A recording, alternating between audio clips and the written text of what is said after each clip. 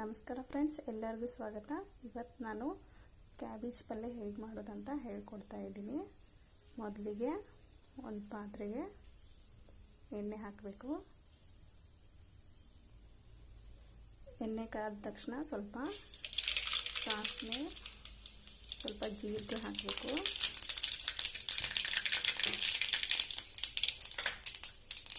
ಆಮೇಲೆ ಸ್ವಲ್ಪ ಈರುಳ್ಳಿ ಹಾಕಬೇಕು. ಅದು ಚೆನ್ನಾಗಿ ಮಿಕ್ಸ್ ಆಗಬೇಕು. ನೆಕ್ಸ್ಟು ಕರಿಬೇವು ಮತ್ತು ಕೊತ್ತಂಬರಿ ಸೊಪ್ಪನ್ನ ಹಾಕೋತಾ ಇದ್ದೀನಿ. ಅದು ಚೆನ್ನಾಗಿ ಮಿಕ್ಸ್ ಆಗಬೇಕು. ಆಮೇಲೆ ಸ್ವಲ್ಪ ಖಾರದ ಪುಡಿ ಹಾಕೋತಾ ಇದ್ದೀನಿ, ಸ್ವಲ್ಪ ಅರಿಶಿನದ ಪುಡಿ,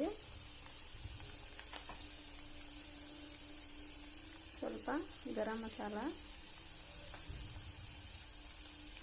ಸ್ವಲ್ಪ ಧನಿಯಾ ಪುಡಿ, ರುಚಿಗೆ ತಕ್ಕಷ್ಟು ಉಪ್ಪನ್ನು ಹಾಕೋತಾ ಇದ್ದೀನಿ.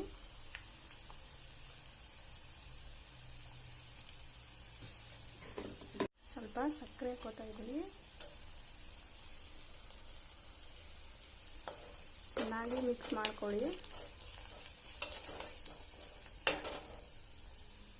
ನೋಡಿ, ಈ ಕ್ಯಾಬೇಜು ಚೆನ್ನಾಗಿ ಹೆಚ್ಚಿಟ್ಕೊಂಡಿದ್ದೀನಿ. ಸಣ್ಣದಾಗಿ ಕಟ್ ಮಾಡಿಕೊಂಡು ಇದನ್ನ ಹಾಕೊಳ್ಳಿ, ಕಲಿಸ್ಕೊಳ್ಳಿ ಚೆನ್ನಾಗಿ. ಆಮೇಲೆ ಕ್ಯಾಬೇಜ್ ಪಲ್ಯಕ್ಕೆ ನೀವು ನೀರನ್ನು ಹಾಕಬಾರ್ದು.